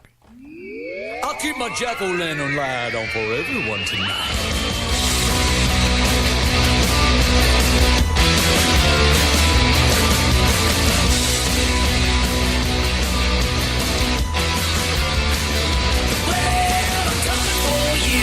Halloween, it's my favorite time of year, and I'm stealing the scene. I terrify the kiddies when I'm walking down the street. I got snakes in my hair, I got spiders on my feet. I keep it going, I keep it going. I'm keeping Halloween alive, 365. I keep it going, I keep it going. When the sun goes down, I'll be creeping through your town.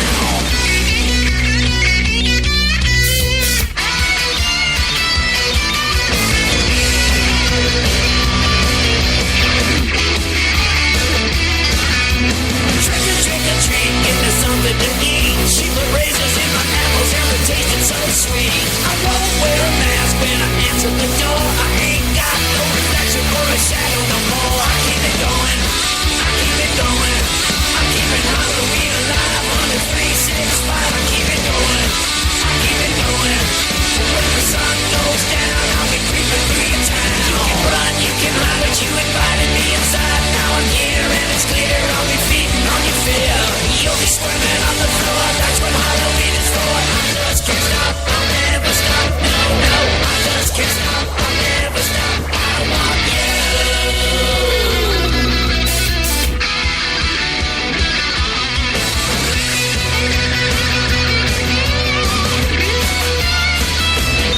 I keep it going, I keep it going. I'm keeping Halloween alive on the 365. I keep it going, I keep it going. Halloween alive, baby, 365. Keep it going, I keep it going. I keep Halloween alive. Since 1965, I keep it going, I keep it going. I'll keep my jack-o'-lantern light on for everyone tonight. Alice Cooper's Keep Halloween Alive. And, yeah, he does keep it going, keeps rocking on with his tours. Yeah, I might be lucky, and my daughter might be able to see him.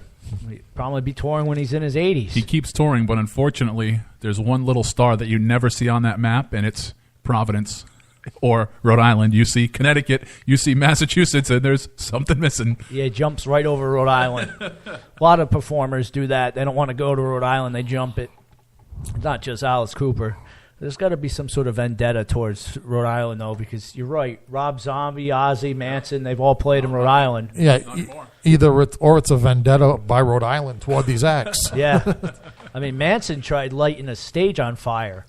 I mean, and yet he still comes back. Yeah. So there's got to be something there. Alice, let me know. We got tons of golf courses. Yeah, we do. Let me know what's the problem. I'll try to fix it for you. Come to Rhode Island so I don't have to go to Foxwoods. So we're talking about all things Halloween, and I hope you guys out there are enjoying today's show. Like I said, it's one of those things where I enjoy Halloween. It's Christmas. And we're going to talk about Halloween and decorations in the yard. Now, there are some of you out there that just don't want to do it, which is fine. Which is better than the people that do it badly. Yeah. Yes. If you don't want to do it because you don't celebrate Halloween or whatever, that's your freedom. It's America. You can do what you want with that. But the people that we're gonna tear into some of these, and like I said, if you have sensitive feelings, stay tuned because I want to hear afterwards. I want to hear you. I know. How do you want to approach this, Chuckles? Like decorations we do not want to see in the yard? Let's do that. Yeah, let's do that. We don't want to see in the yard. The first one that I don't want to see in the yard are those stupid trash bag ghosts that you stuff with leaves and you hang them from your trees. Which are a huge fire hazard, by the way. Yeah, so you have trash bag ghosts that are fire hazards hanging from your trees. Those are dumb. Yeah. What do you think? Would you sport the trash bag ghost? I wouldn't. I'd light them. I mean, they've gone to the point now where they got trash bag spiders. Yeah, it's some kind of like where the ideas are really lame based on where they're coming from. This is some kind of twisted merging of Halloween with environmental consciousness or something like that. Halloween is not supposed to be constructive. It's supposed to be mentally destructive. And it's supposed to be scary. It's supposed to be indulging for fun. You're not supposed to be recycling leaves or anything in it. Right, and you can't recycle the prop the next year. No, the only purpose for dead leaves on Halloween is to hide the bodies. Make mulch. Yeah, mulch. Hide the bodies. Yeah, it becomes a challenge to see if you can creep up on someone with the leaves. If you're really good at scaring someone, you can move through there. Yeah, but see that wasn't not easy. No, but that wasn't my first suggestion for bad. But you're right, that is the worst. All right, so what's one of your first suggestions for worst? Well, anything that involves, and I hate to, I know I'm against the majority in this, but I'm sick of zombies. I really and truly am sick of half-assed zombie exhibits. I really am. I don't care if it's in a front yard. I don't care if it's in a haunt. I don't care if it's in a movie. I am sick of them. I have become sick of zombies ever since I saw an SUV with a soccer mom sign saying, "I heart zombies." Yeah. It is over. Stop it. They are done. They are not scary anymore. I think you're probably the 1%. Yeah. Probably. And I can't understand that because, to me, they're as obnoxious and tired as vampires were for a while there. Yeah. They wear out. I don't have any zombies in my yard, but if I did, I'd put them up. But the difference is yours would look good. Yeah. Yeah, I definitely would. Just because you put a mannequin out there and smear some grease paint on it, that's not a zombie. It's like a panhandler. Yeah, so here we go with that. The ever so popular PVC pipe monsters. Oh, right. I beat people to death. Which actually takes some time to make. This isn't a half-assed, project, but it just looks half-assed. But you got to do it right. Yeah. They forget that there's some parts in between there. Yes, you make the PVC pipe monster, but you're forgetting the parts where you got to stuff the body. Like, you got to make it look like it's an actual body versus PVC pipe sticks with a blown-up head. It looks like an anorexic freaking Dracula, an anorexic zombie. It doesn't look right.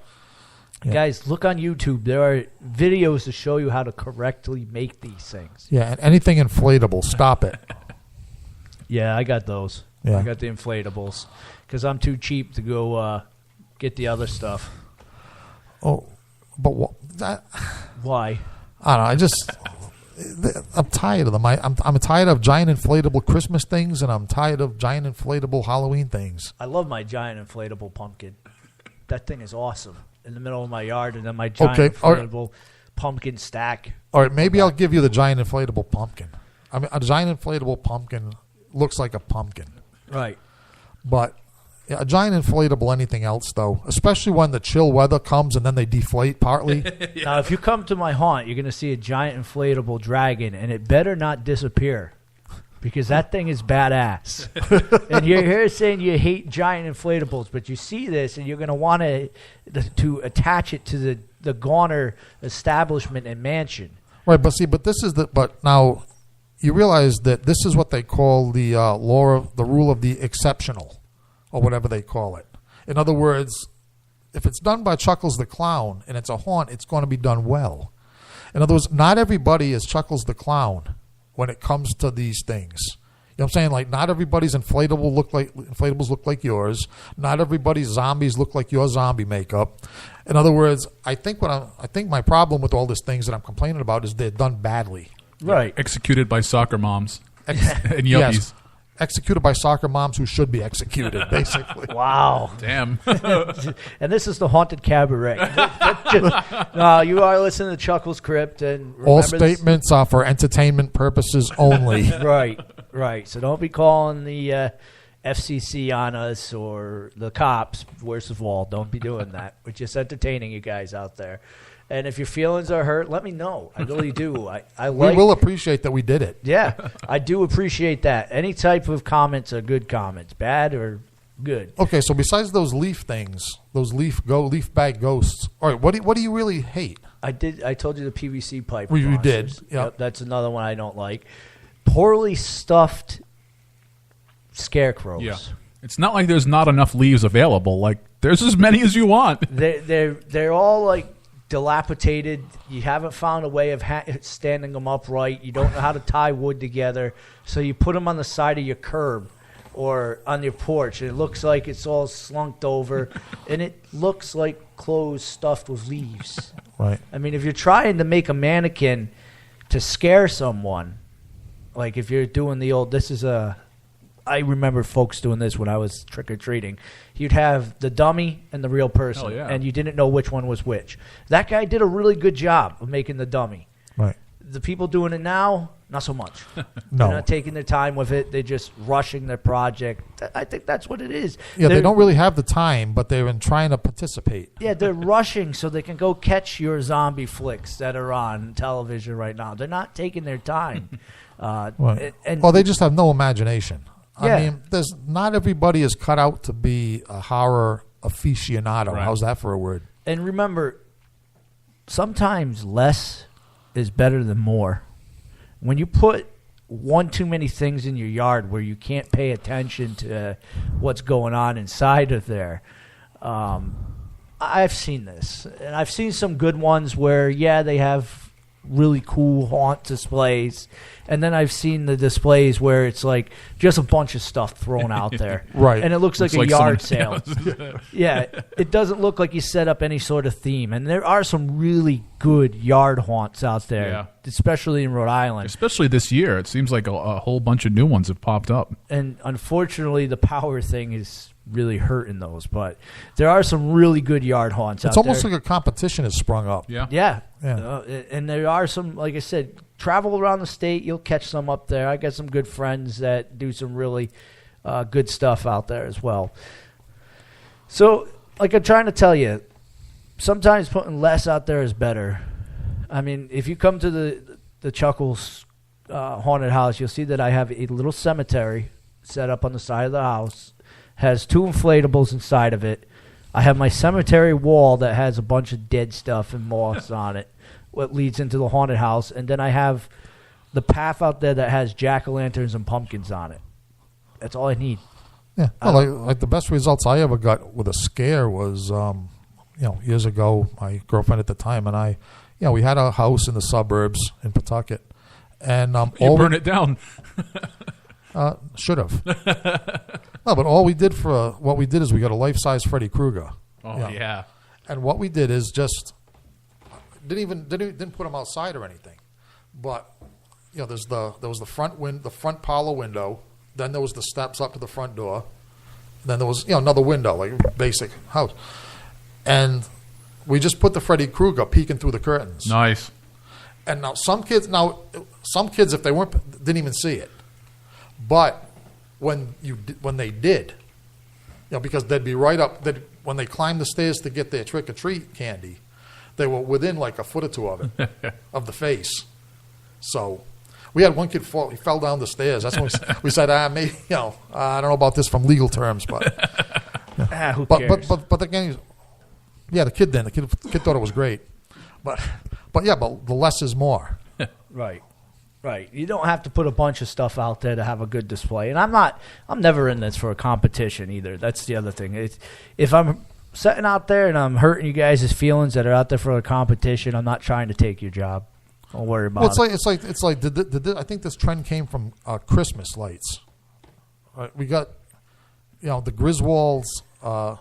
You always have a Griswold family in the neighborhood doing the Christmas lights, and now they're doing the Halloween thing. Halloween is the second most expensive commercial holiday out there. It is now, takes yeah. in, just under Christmas. Wow. It takes in just as much revenue through costumes, decorations, and all that other stuff as Christmas does. Like Tony said earlier, sooner or later it's going to be Halloween Christmas. There's not going to be a skip. Tony, speaking about that, what are some of the worst decorations that you've seen in someone's yard? Now, there's one huge one that I want to touch on, and that is anytime someone uses ketchup as blood. Under any circumstances. Under any circumstance, but I've seen it at, people use it, they put the ketchup on their front step, or they have, a doll or something covered in ketchup, and that's supposed to be blood. Stop it, please.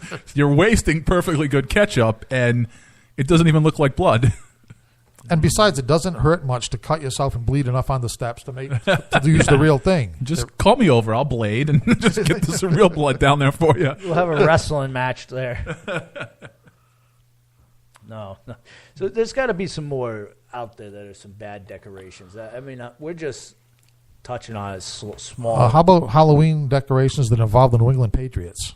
Oh, God. Yeah, any Halloween unfortunately, decorations that involve any sort of sports are right off my list. That's not scary. It's stupid. Right. I mean, it's like they took a couple years back. They took a football and they put a jack-o'-lantern face inside of it and they lit it up. No, that was not a jack-o'-lantern. That was a stupid football with a jack-o'-lantern face. I didn't like that. Right. No. Yeah, that's dumb.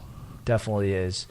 Some of the spiders and spider webs. Yes. Oh yeah. Okay. The fake spider webs. Those are a fire hazard. Also, those things go up like they tinder. are a fire hazard, but if they're done well, they look well. But there are so many people out there that get they really do. They get tired of it really quick because it is a process to actually pull the spider webs out and make them look good. Right. So they just throw these clumps on their bushes, and they don't look like spider webs, like you said. They look like cotton balls just put inside the spider. Yeah. On there. Yeah. And they have ugly Christmas trees throwing tinsel too. Don't want to think about tinsel. Every time I think about that, I think about pulling the tinsel out of my cat's butt because he used to eat that stuff. No. But yeah, some spiders and spider webs. Those things again done well. See, we got to preface all of this by saying we're talking about things done badly. It can be done, yeah. I mean, any of these things can be done well, right? Yeah, but it just doesn't happen too often. And I'm going to go out on a limb on this one right here, and I know a lot of people are going to disagree. When you're making the decorations look entirely too real, you're sitting there and you're setting up bodies hanging from your tree or having stuff crucified in your yard and it looks too real, you're just asking for attention right there. Well, I have done this. I remember a while back ago I made a female's torso. You've seen her. Yeah. And I hung it in my yard, and it attracted the police because the police thought I was. That is that's awesome. And it does, because if you put something up like that, you're just asking for your neighbors to call the cops on you. And what exactly was the complaint? That it was too realistic. In other words, just offensive to it was just offensive and too realistic. And I have learned from that, folks. So I'm just telling you out there, sometimes a realistic looking one, yes, it's very cool, but you're taking it into your hands that someone's probably going to call the cops on you. And that's one of those situations, like they say, you should only break one law at a time. So if you have a tail light out, don't have a bag of weed in the car because you're going to get pulled over. So if you're going to have something that gory up, don't be breaking any other laws because you're going to get some attention that you don't want. Yeah, that's what we're saying out there. It does look good. I appreciate it. George appreciates it. Everybody in this room does. But you are calling attention to yourself that you don't want to have. There are too many liberal crybabies in this country. There needs to be an element of humor. Yeah, you can't get away with that stuff anymore. It just doesn't happen. Sad but true. And you wonder, too, now not including you anymore at all, Chuckles, but how many genuinely disturbed people, go in for that? The ultimate realism. You almost wonder if the cops could use that as a little, like they say, like abusing animals is a good sign of a future serial killer. Yeah. I wonder if there's a literal connection Now, Chuckles, obviously you do it because you're into the animatronics and everything else. Right. We know everybody around you knows that. But I wonder if there's any connection between very, very, very realistic portrayals of torture and like mutilation and, the real thing. Could possibly be. I wonder. Now, I do know for a fact that there's a haunted house and we'll talk about haunted houses in a little bit, because we can't have a Halloween special and not touch on haunted houses. Of course not. We'll get into a little bit of everything. We got some time, right, Tony? Let's see. We got about 15 minutes left. Yeah, so we'll get into some haunted houses. We'll talk about that afterwards. But there was an issue where this haunted house that was entirely too realistic, and there was a customer that came through and died.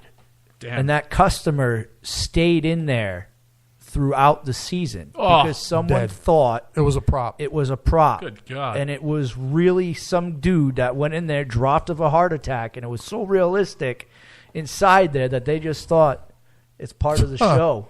Until at the end of the show, someone was like, "Hey, Joe, I don't remember having that prop over there."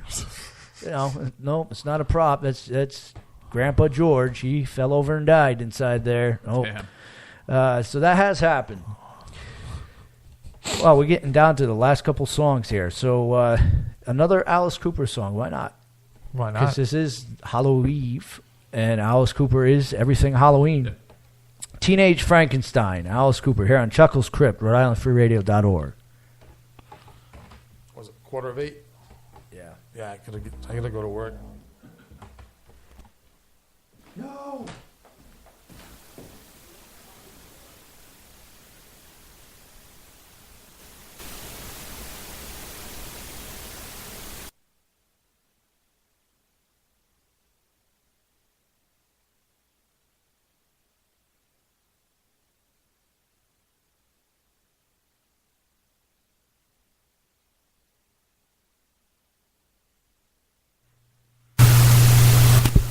Like I said, everything's against me today. It's haunted. Technical difficulties. Yep, it's haunted. I'm being tricked here.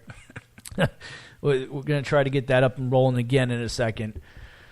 So what do you think about that, Tony? Walking into a haunted house and finding something that's not really it's not a prop. I mean, I could see it maybe visually, but I mean, I can only assume there'd be a certain odor that would go along with that display that would hopefully cause people to pause. Now, we've worked at many haunted houses, and sometimes the staff there maybe aren't the sharpest tools in the shed, and maybe they're only making minimum wage, and they're not paying attention to stuff like that. But good God, man, that's nasty.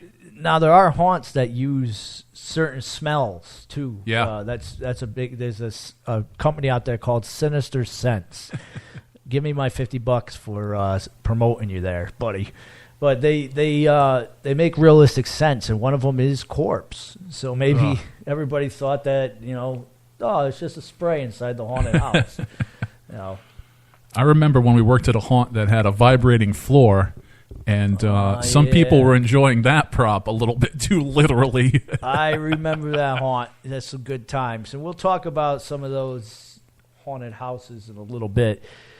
How we doing over there? I'm going to have to restart this bad boy. So yeah. So let's touch on that. Haunted houses in New England. And, well, let's just touch on haunted houses in Rhode Island. There's not too many. The ones that are here are, well, we'll get to that. What's one of your favorites? Well, just for pure, and I know this is going to fly in the face of everybody, but just for pure nostalgia's sake, for all my years I spent working there, that long trek out to West Greenwich, Rhode Island, you got to pass by Vampire's Grave, has to be the good old Field of Screams. Now, I would still consider that a family-friendly haunt. I don't think I'd go to that haunt with like you and George and like with the guys to go out to a haunt. But, it's prices are a little high, but it's lengthy, family-friendly, and it's part of it is the ride out there, I think, is the appeal. It's just a really creepy drive, and there's no street lights when you get to that second half. And, if you're into it, you can't beat a trip to Field of Screams. Now, I wonder, anybody out there listening, has the power outage affected your haunts? Oh, because yeah. I know a lot of you are going to be open on Halloween night. Are you going to still go through with it, or are you going to not do it? Because, I mean, you have blackouts, but then you have certain insurance and liabilities and that stuff. So I don't know if you would go through with it. I never trash another person's haunted house because a lot of times, folks, people out there that do the haunted houses, they work really hard on that stuff. Yeah. And there are some bad ones out there, but being a haunter, I don't trash other people's haunts. I'll trash your yard and your costumes, but I won't trash other people's haunts because money, time, and there is a lot of time put into these things. Unfortunately, when you're running a haunted house, you have to rely on minimum wage and volunteers. And I mean, it's interesting to think that, you know, we're all in the Halloween spirit now, and it's fall, and it's a little chilly out. A lot of people started working on those haunts in the hot heat of summer. I mean, some people start around 4th of July, right? Yeah, and it does start early, and that's the thing that people don't realize is haunted houses take time to put together. It's not one of those things that can be put together overnight. Unless you just want to slaughter somebody in the middle of the living room. Right. And if you want to make a bad one, helps, put it together overnight, because if you do want... a couple pieces of PVC pipe and your haunts up. Now, I am going to trash this one because I remember this. Salem, Mass. is known for its Halloween season. If you've ever been up to Salem, Mass., you know how flippin' crazy it is on Halloween night. It's a literal mob scene. Tony and I have been up there on Halloween night. Tear gas, the whole 9 yards. We've been up there, and the haunts up there range from really good to really freaking bad. Well, and that falls into the category of someone who is just trying to make a little do-re-mi. Yeah, it's called exploitation. Do yourself a favor. If you are going up there Halloween night, stay off the main drag by the cemetery. Those haunted houses there, no good. I still remember one, and I think you went with me. It was literally a gas station garage with just black walls. And I think they wanted $10 to park on top of that. Yeah, and it was bad. Well, yeah, they wanted you to park inside the garage with black walls so they could lube your car. It was bad. The tires are gone. I do recommend going to Salem once in your lifetime to experience it if you live close enough. And a little bit earlier in the season where you can still catch the season, but not, you know. Because Halloween, don't go bringing your little kids up there. Yeah. Woo, you know, it's crazy. And keep in mind, too, Chuckles, that if you want to get a little bit of atmosphere of the Salem witch trials, the Salem, Massachusetts, where all these fake haunted houses are, isn't you the gotta location. go to Danvers. You have to go to Danvers, otherwise known as Salem Village back in the day. Danvers is where the witch trials actually took place. And now they're going to sue us because they don't want us to know that.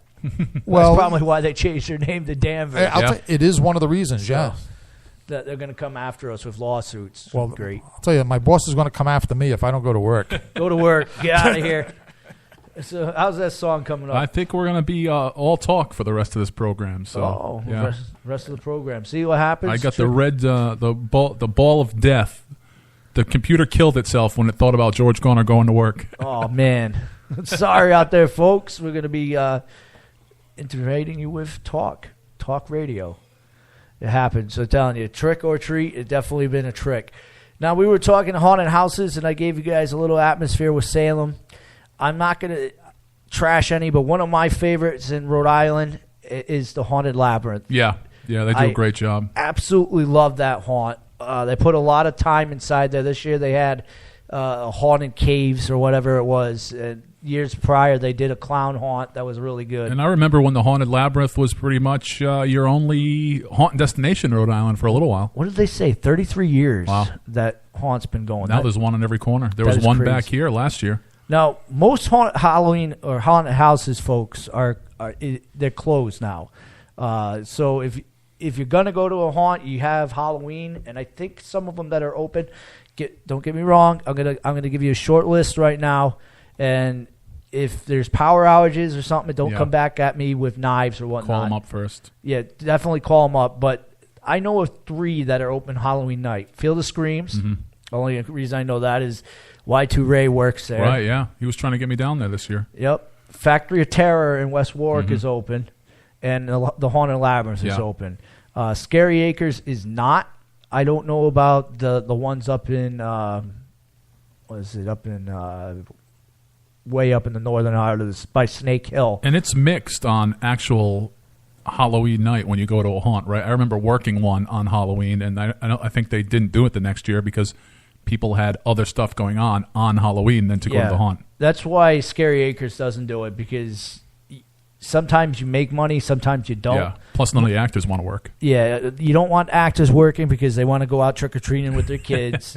You get the drunk jerks coming in at the end that are doing nothing but trashing and punching people. And, of course, like you said there, no one really wants to work on Halloween night. So, but I know of those three being open. Chances are, if you're working at a haunted house, you are like us, where Halloween is your Christmas, and you want to be out doing something else on Halloween proper. Well, I will be working a haunted house on Halloween. That's right. Chuckles, my haunt will be open, but that's private. So I'm not inviting the world. I hear it's rain or shine, and it's blackout or light out, right? Oh, my haunted house, when I put this sucker in, 75% of it's battery operated, so I don't have to worry about power. Yeah. So mine will still be going. So all the kids that are listening over in Coventry, don't worry, Chuckles Crypt's haunted house will be rocking and rolling. Have the bicycles started circling the blocks yet of kids, looking in there and seeing if it's going on this year? Oh, yeah, they did. They started a circle, and no one gave me a dead snake this year, though. I mean, that happened prior. We had a little boy come up to my wife and say, I got a prop for you for the haunted house. And she handed her a snake, and my wife thought it was a rubber snake until she was like, oh, no, that's a real dead snake. So no one's handed us any dead animals. Kind of like there. when the cat or the dog leaves a dead bird on the front step. They see it as a gift, but you not so much. Well, normally I'd say yeah, but there's too many. My haunted house is family friendly. We have stuff in there for every age. So. Which, by the way, I think there's room for both. A family friendly haunt and the more gory haunt. And the thing that I've mentioned to many haunt owners over the years is why not have it be family friendly till say 10 p.m. and then go over to a little bit more hardcore from 10 o'clock to 11 o'clock or whenever it closes. I think that would be awesome. Switch it up a little bit. Yeah. But then, like I said, you got the actors that they really wouldn't know the limits. And it would be gore throughout the whole thing. Yeah. Now, for those out there that don't want to give up Halloween, don't worry, because in 2 weeks, or maybe less than 2 weeks, Rhode Island Comic-Con is coming around. Yeah. The 10th, the 11th, and 12th. So now, if you're catching us live, it is exactly 10 minutes, 10 days, 19 hours, 39 seconds, and 39 minutes and 5 seconds until Rhode Island Comic-Con. Now, I will be there, having my own booth there, so come down and see me. I'll give out some autographs. We'll also be rocking around trying to get some interviews with folks and everything for the television show, because we're still working hard on that. We've had a little speed bump in the road, but we're still trying to get that out there. So come down, check us out. Tony, you're going to be down there as well? I'll be there. We're not going to have a table, but I'll be roving throughout the same thing. Getting some interviews, shooting some video, and I'll be roving throughout both the rooms. And I'm hearing in the future this might be an indoor-outdoor con because they're literally running out of space to put this con. Now, if you remember the first year, it was just that one room, and now it's blowing up. It's both buildings, which is really something else. And down on the ice, which I think is cool. And let me tell you this, so you guys know where I'm at. I am inside the Dunkin' Donuts Center. I'm not inside the P-Pack or whatever it is. I'm not inside there. So if you guys, do you know if you're on the ice or are you on that outer ring? I'm on the outer ring. I'm very close to one of the stairwells that leads down to the celebrities. Yeah. So come see this celebrity first before you go spill your money out on the other celebrities. You could spill a lot of money, that's for sure. Yeah, you definitely are. But 10th, 11th, and 12th, if you guys haven't had enough of wearing costumes, put out your costumes then and come out and, get some pictures taken with me. It'll be a good time. It'll be interesting. The biggest one I'm interested in is Bret Hart, because from the last few pictures I've seen of Bret Hart, my chances of meeting him aren't going to be around for hopefully for much longer, but he's not looking too hot, so. I didn't even know Bret Hart was showing up. Yeah, yep. I didn't even know that. Huh. That's a shocker to me. I'm looking forward to Weird Al Yankovic. Yeah. That is one that I want to meet him. And Dolph Lundgren. Yeah. The original He-Man. There's some great characters going down there, but those are the two that I'm looking forward to meeting. I'm just going to shake their hand because God knows I can't afford to buy their autographs. I mean, it's insane, some of the prices. $200 or what the hell is his name there? $200 for an autograph. No, I'm all set with that. And then last year's con, everybody was excited and spent a lot of money to meet Stan Lee, because it was billed that is his last New England convention appearance. And then this past summer, who rolled into town but Mr. Stan Lee? Yeah, they lied. They definitely lied on that one, because he ended up at HasCon, too. So he was at a couple That was an conventions. expensive con. That was an expensive con, but it was worth it. It was fun. I think you didn't see any of the crew here set up as vendors at that con because, well, the tables were, I believe, $1,000 for the week, so not so much. Even if we split it, not so much. So the time is 8:12, Mr. Jones. How are we doing? I think whenever you're ready to wrap it up, and everybody that's out there, one last segment for you guys. Be safe tomorrow. Yeah. Even if you're driving, just keep your eyes open. Yep, watch out for the kids, because chances are power in Rhode Island is not going to be back on in a lot of areas. Oh, there's one other thing that I wanted to get your take on, and that was the fact that daylight savings time has now moved to November. So I remember our first few years of doing haunts, daylight savings time was like right in the middle of the haunting season, and then it got dark wicked early for the second half. What do you think of that whole move by the government? I just don't pay attention to it, man. Really, it's one of those things where daylight savings, I think, is a hoax. Everything updates automatically now too. It's not like the old days of going around the house and changing the time on everything. I still have to do that with my clocks. I still have the battery operated ones out there, but no, I really don't pay attention to that. The daylight savings. The only thing I see it as is an extra hour for sleep, to be honest with you. Yeah, that helps. But ladies and gentlemen, be safe out there. If you're going to go out to the parties and do your drinking, don't be driving. And watch out for the kiddos, like we said. And kiddos, make sure you're wearing your reflective gear. If you're listening to me, have your flashlights and stay with your parents. Stay safe so that Halloween can keep happening every year. Only break one law at a time. Yeah. Cool night, and I will catch you guys later. And we are going to be able to go out of here with a little bit of Jackie Morningstar. Nice. Rocket in the Graveyard. Now